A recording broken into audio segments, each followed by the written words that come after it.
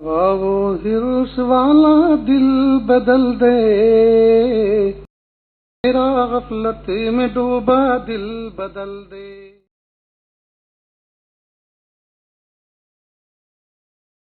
بسم اللہ الرحمن الرحیم۔ الحمد للہ وکفی وسلام علی عبادہ الذین اصطفی، اما بعد۔ اعوذ باللہ من الشیطان الرجیم، بسم اللہ الرحمن الرحیم۔ ادع الی سبیل ربک بالحکمۃ والموعظۃ الحسنہ۔ وقال رسول اللہ صلی اللہ علیہ وسلم: المؤمن مرآۃ المؤمن، او کما قال علیہ الصلاۃ والسلام۔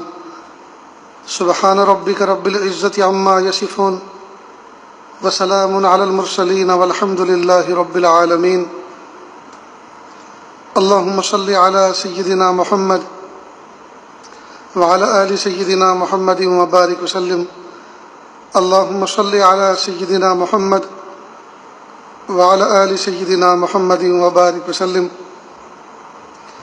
اللہم صل علی سیدنا محمد وعلی آل سیدنا محمد وبارک وسلم۔ ماہ اپریل کی 10 تاریخ ہے، سن 2020 ہے۔ کرونا وائرس کا دورہ ہے اور لاک ڈاؤن کا زمانہ ہے۔ اللہ تعالیٰ سے دعا ہے کہ اللہ رب العزت پورے عالم کے اہل ایمان کی اور انسانوں کی حفاظت فرمائے، اور اللہ تعالیٰ اس بیماری کو ہدایت کا ذریعہ بنائے، اللہ تعالیٰ کی طرف رجوع کرنے کا ذریعہ بنائے، اور اللہ تعالیٰ تمام انسانوں کو ظاہری اور باطنی بیماریوں سے شفاء کامل عطا فرمائے۔ اللہ تعالیٰ نے آسمان کی چھت کے نیچے اور دھرتی کے اوپر انسانوں کو پیدا فرمایا، اور انسانوں کے اندر اچھائی اور برائی رکھ دی ہیں۔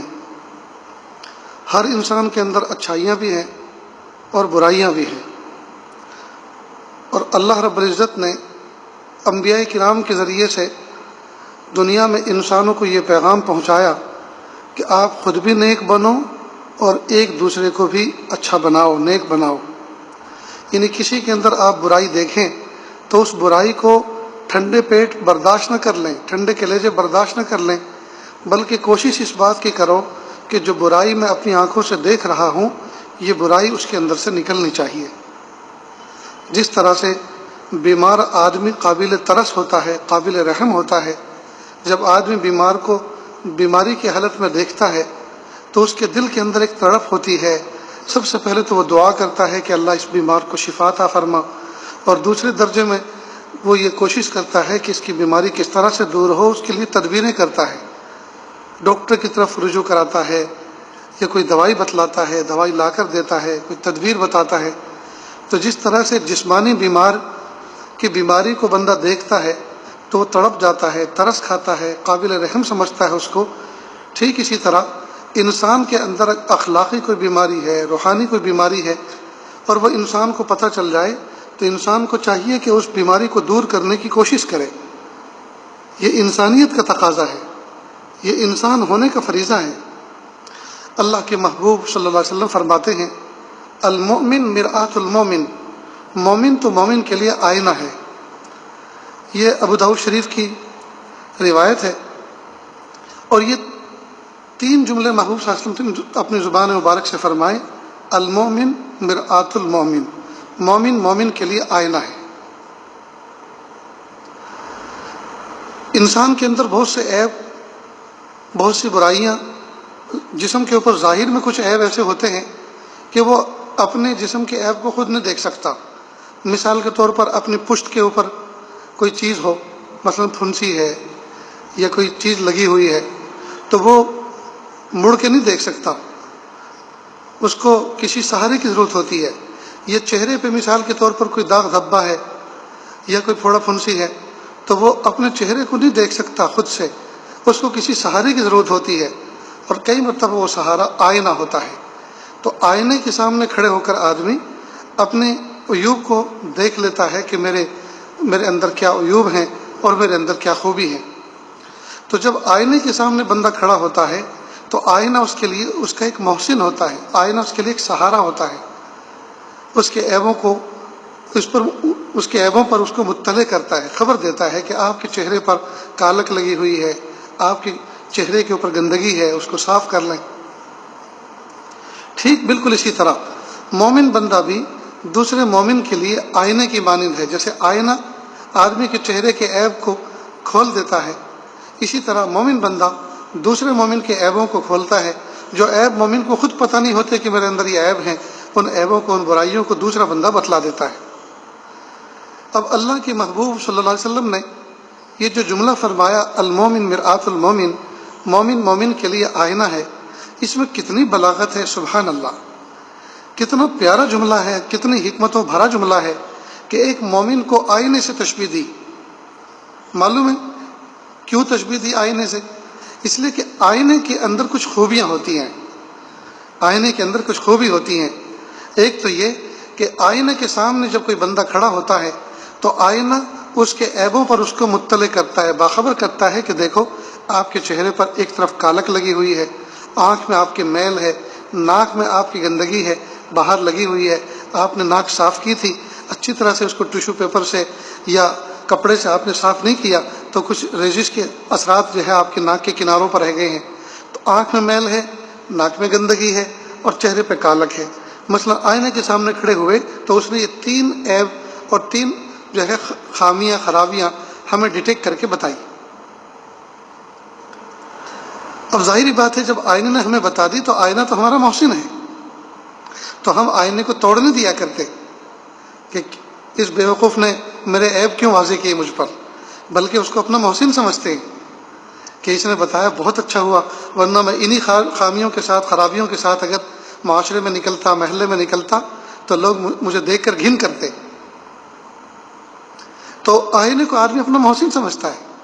بہرحال تو آئینے کے اندر ایک خوبی یہ ہے کہ جب آپ اس کے سامنے کھڑے ہوں گے تو آپ کے عیبوں کو آپ کے سامنے آشکارا کرے گا، ظاہر کرے گا، لیکن کمال یہ ہے کہ وہ سائلنٹ موڈ میں ظاہر کرتا ہے، چلا کے نہیں کرتا، ساؤنڈ سسٹم پر مائک میں نہیں کہتا کیا بھائی دیکھو غور سے سنو، کان کھول کے سنو، دیکھو میں کسی کی عیبوں کو بتا رہا ہوں، وہ اس طرح سے نہیں کہتا، بلکہ سائلنٹ موڈ میں، خاموشی کے ساتھ، کہ کسی کو کان و کان خبر بھی نہیں ہوتی، صرف آپ ہی کو پتہ ہوتا ہے۔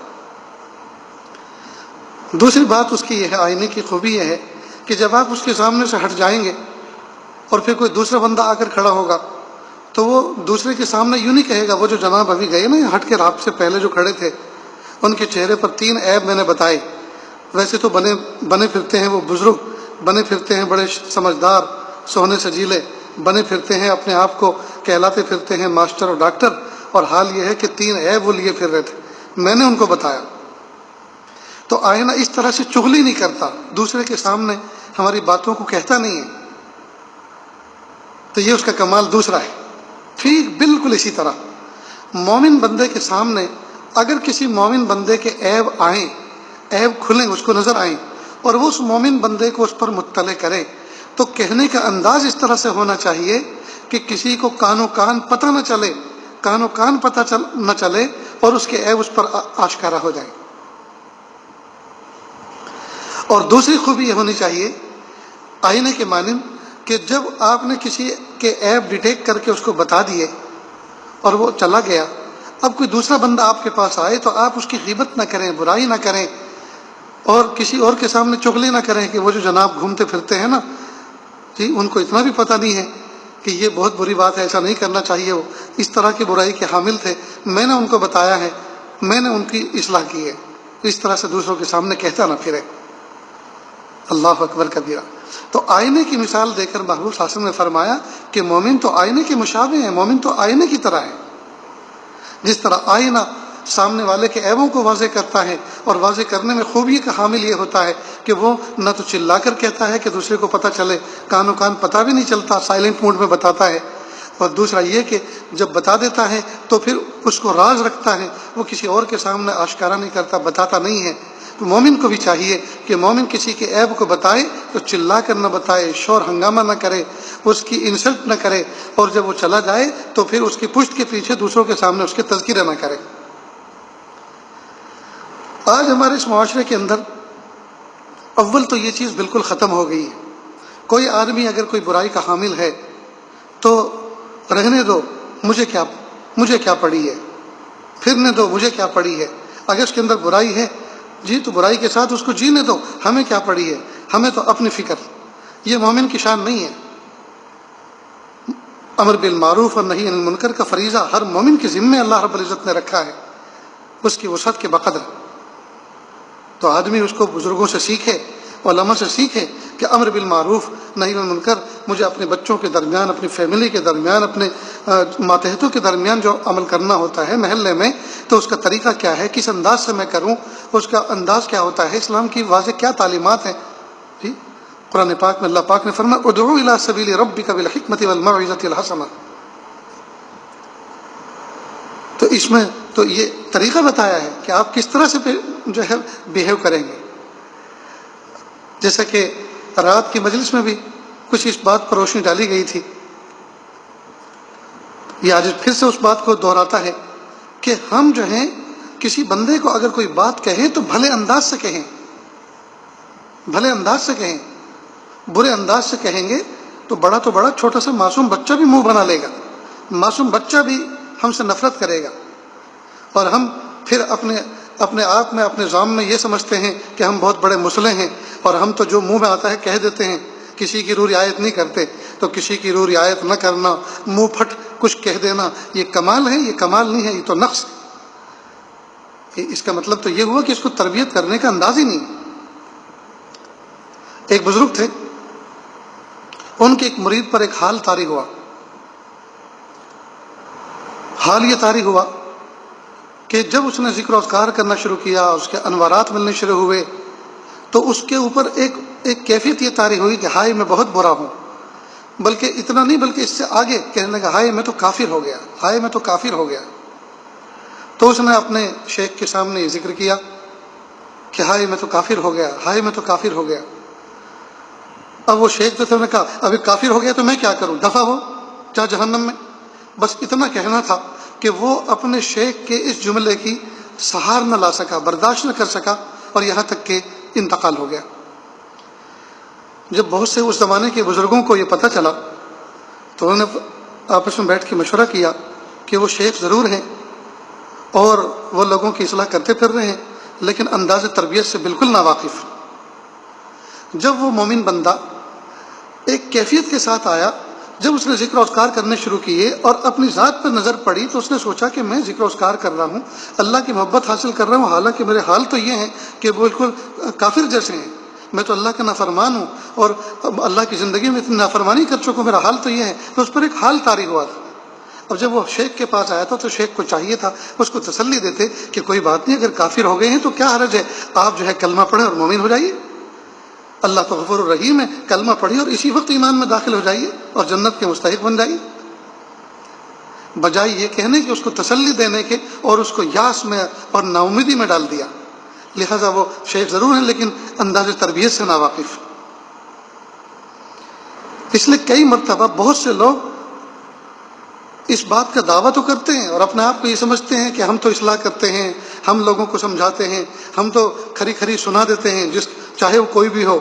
تو یہ چاہے وہ کوئی بھی ہو کھری کھری سنا دیتے ہیں، اس کا مطلب یہ ہوا کہ کھری باتیں اتنی بری ہوتی ہیں کہ پھر وہ لوگوں کو برا لگتا ہے؟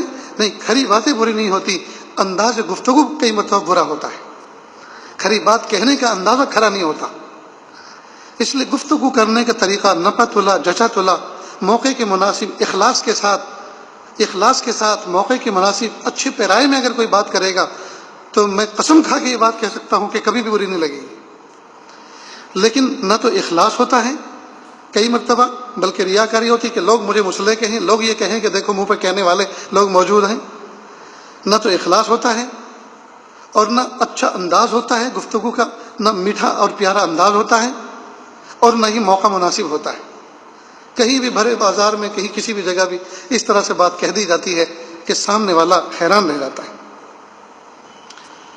تو یاد رکھیں، ہمیشہ کسی بھی مومن بندے کی اصلاح کرنی ہو، کسی کی برائی کو ڈیٹیکٹ کر کے آپ کو بتانا ہو تو ایک تو سب سے پہلے اللہ کے لیے وہ بات کہیں، اللہ کی رضا کے لیے کہ میرے اس عمل سے میرا اللہ راضی ہو جائے.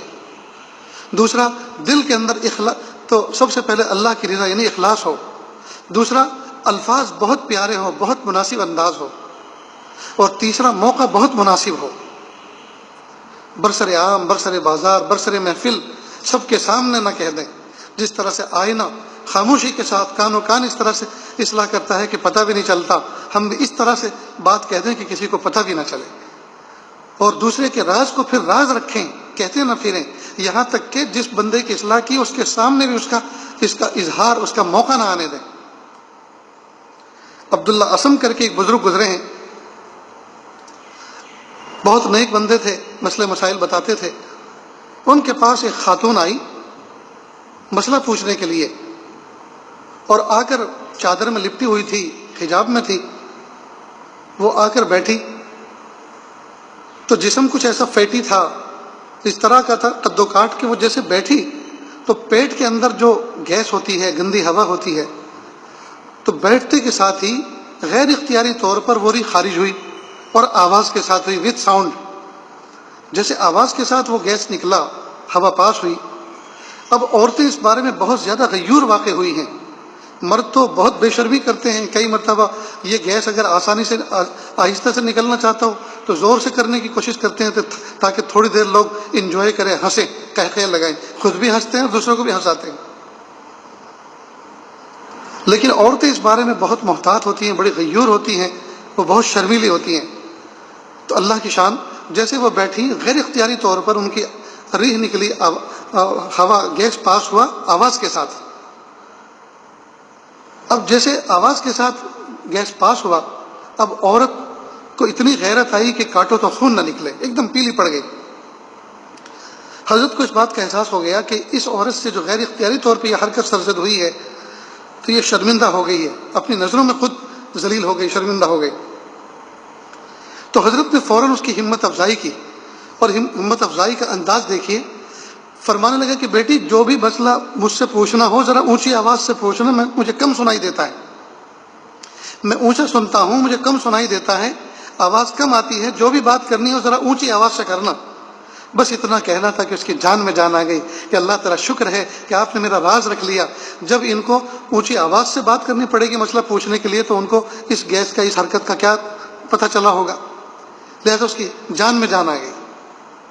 پھر زندگی بھر ایک عورت کے عیب کی پردہ پوشی کے لیے زندگی بھر انہوں نے اپنے آپ کو اسم کہلوایا کہ میں بہرا ہوں، جو بھی مجھ سے بات کیا کرے ذرا اونچی آواز سے کیا کرے۔ سبحان اللہ العظیم، کیسے تھے وہ اور کیسے ہیں ہم۔ ایک عورت کی عیب کی پردہ پوشی کے لیے زندگی بھر اپنے آپ کو عیب دار کہلایا۔ اللہ اکبر کبیرہ، اللہ ان کے قبر کو نور سے منور فرمائے۔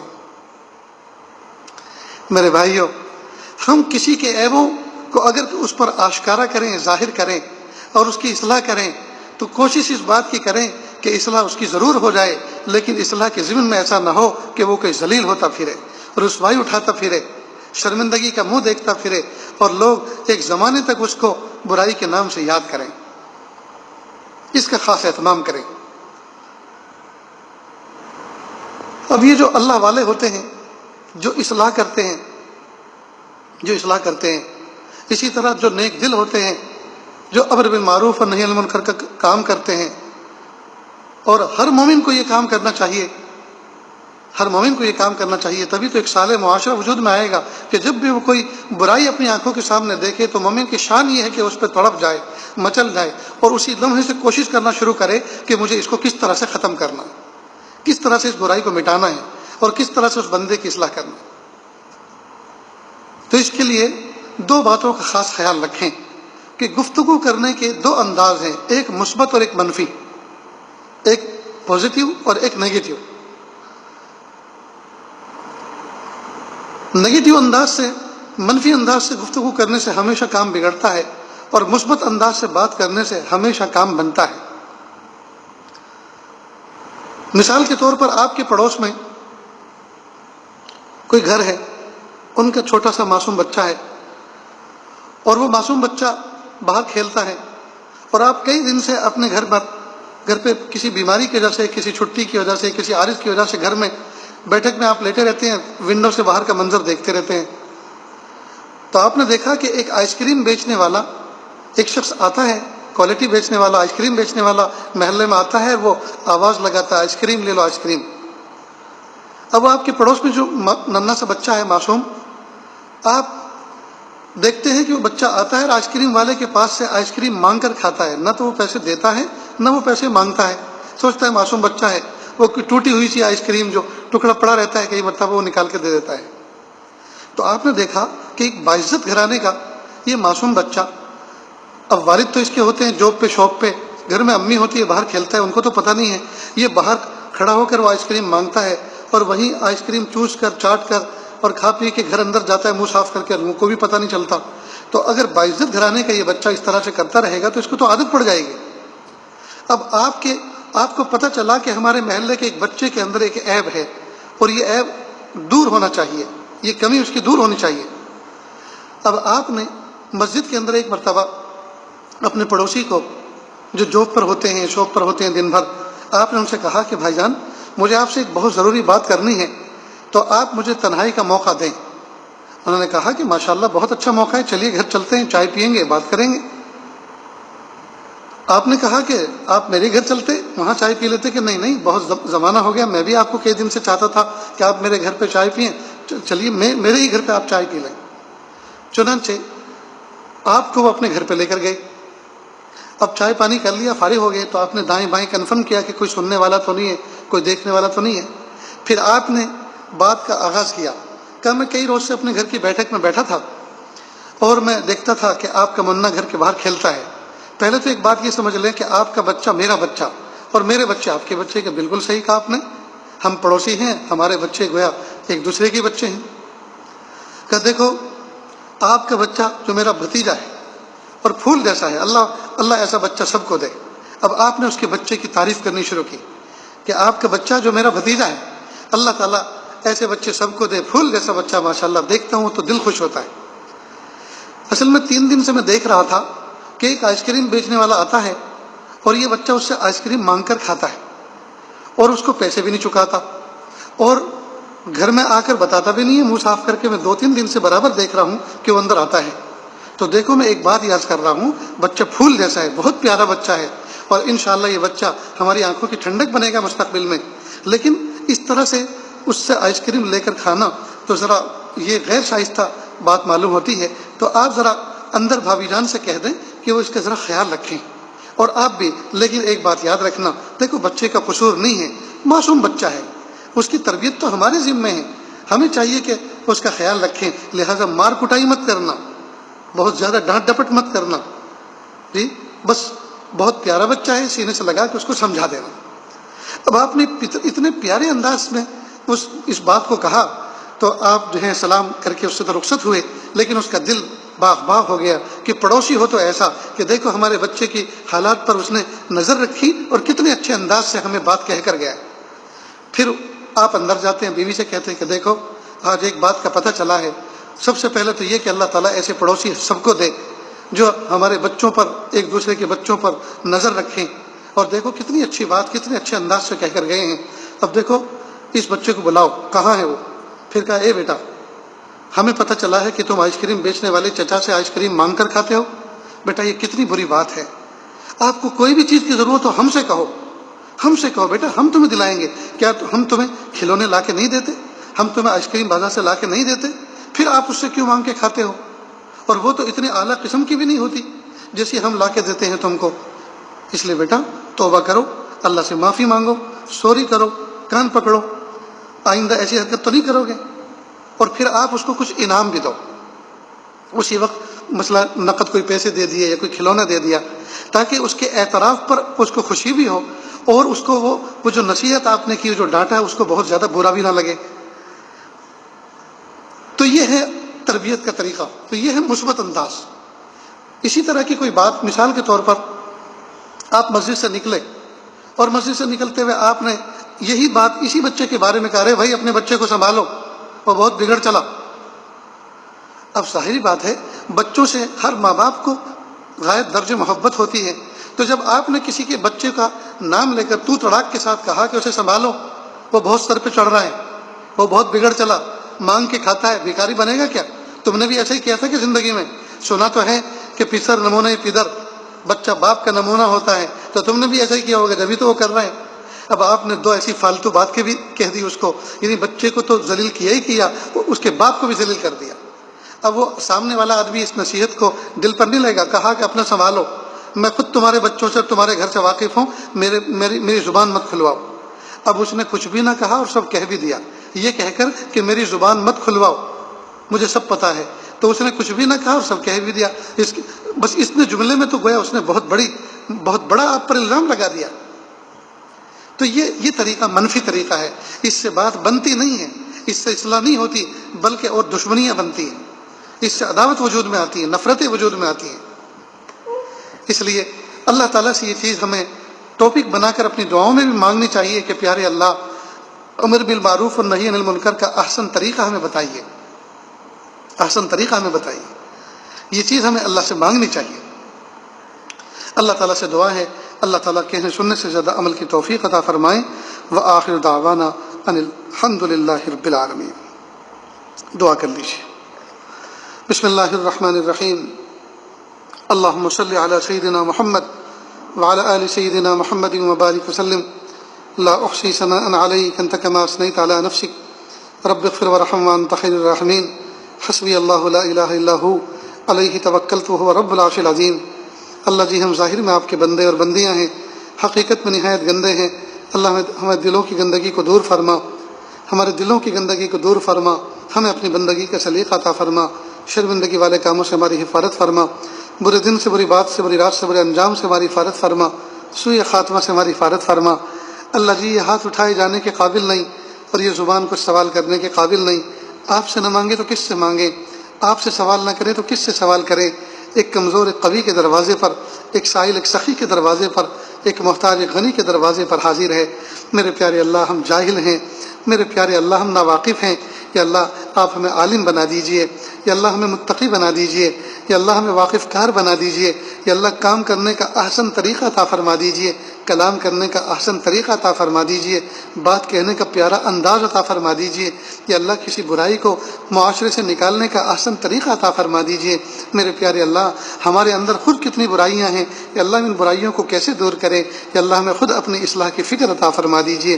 یا اللہ پیر کے ناخن سے لے کے سر کے بال تک گناہوں میں ڈوبے ہوئے، معصیت میں جکڑے ہوئے، غفلت میں ڈوبے ہوئے، میرے پیارے اللہ عافیت کے ساتھ نکال دیجئے، عافیت کے ساتھ اپنا قرب خاص عطا فرما دیجئے، اپنی ولایت کا نور عطا فرما دیجئے، دل کا سرور عطا فرما دیجئے۔ یا اللہ ہماری زبان، یا اللہ ہماری زبان یہ تلوار کی طرح تیز دھار بن چکی ہے، یا اللہ ہمیشہ زبان سے جو جملے نکلتے ہیں سامنے والے کے دل کو زخمی کر دیتے ہیں۔ میرے پیارے اللہ ہماری زبان کو شیرین بنا دیجئے، یا اللہ ہماری زبان کو، یا اللہ ہماری زبان میں ایسی تاثیر پیدا فرما دیجئے کہ ہم بات کریں سامنے والے کے دل کو چھو لے، ہمارا کلام سامنے والے کے دل کو چھو لے اور وہ عمل پر کھڑا ہو جائے۔ یا اللہ ایسی تاثیر عطا فرما دیجئے، اللہ ایسی تاثیر عطا فرما دیجئے۔ میرے پیارے اللہ، نہ ہمیں بولنا آتا ہے، نہ لکھنا آتا ہے، نہ کوئی معاملہ سلجھانا آتا ہے، نہ معاملہ سمجھنا آتا ہے، نہ سمجھانا آتا ہے۔ میرے پیارے اللہ عافیت کے ساتھ یہ صلاحیت عطا فرما دیجئے، عافیت کے ساتھ یہ صلاحیت عطا فرما دیجئے۔ یا اللہ احسن طریقہ عطا فرما دیجئے۔ یا اللہ ہمارے بچوں کو ہماری آنکھوں کی ٹھنڈک بنا دیجئے۔ یا اللہ اولاد کے دکھوں سے ہماری حفاظت فرما۔ یا اللہ جن ماں باپ کے بچے ادھورے ہو گئے، ادھورے نکلے، نکمے نکلے، میرے پیارے اللہ ان بچوں کو وفادار بنا دیجئے، نیکوکار بنا دیجئے، ماں باپ کی آنکھوں کی ٹھنڈک بنا دیجئے اور اولاد کے دکھوں سے بچا لیجئے۔ یا اللہ جن کے بچے اور بچیاں عمر کو پہنچ چکے ہیں، یا اللہ بالغ ہو چکے، عمر کو پہنچ چکے ہیں، پیارے اللہ ان کے فریضے ماں باپ کے کندھوں سے عافیت کے ساتھ ادا کرا دیجئے۔ میرے پیارے اللہ جن بچوں کے نکاح ہو چکے اور میاں بیوی میں آج تک محبت پیدا نہ ہو سکی، اللہ جی سچی محبت پیدا فرما دیجئے، اس دیواجی زندگی کا حقیقی لطف عطا فرما دیجئے۔ اور پیارے اللہ جن کا نکاح ہوئے زمانہ گزر چکا لیکن گود اولاد سے خالی ہے، اللہ نیک صالح اولاد عطا فرما، اللہ بیٹے بھی عطا فرما اور بیٹی بھی عطا فرما۔ میرے پیارے اللہ کتنا اس امت کے اندر کتنے افراد ایسے ہیں یا اللہ جو فریضے ادا کرنا چاہتے ہیں لیکن رسم و رواج کے اندر گھر کر رہ گئے ہیں۔ میرے پیارے اللہ سادگی و سنت و شریعت کے مطابق نکاح کرنا آسان فرما دیجئے۔ میرے پیارے اللہ جو مانگا عطا فرما، جو مانگنے سے رہ گئے وہ بھی عطا فرما۔ یا اللہ جس وبائی مرض میں پوری دنیا اس وقت ساکت و صامت ہو چکی ہے اور ساری دنیا بے بس نظر آ رہی ہے، یا اللہ ساری تدبیریں فیل نظر آ رہی ہیں، میرے پیارے اللہ عافیت کے ساتھ یا اللہ آپ اس بلا کے خالق اور مالک اور قادر ہیں، یا اللہ اس کو دفع دور کر دیجئے۔ پیارے اللہ امت کو شفاء کامل عطا فرما دیجئے، ظاہری اور باطنی صحت عطا فرما دیجئے، یا اللہ انسانوں کے ہدایت کا ذریعہ بنا دیجئے اس بیماری کو، یا اللہ اس بیماری کو، اس تازیانے کو امت کی ہدایت کا ذریعہ بنا دیجئے، امت کو آپ کی طرف رجوع کرنے والا بنا دیجئے۔ میرے پیارے رب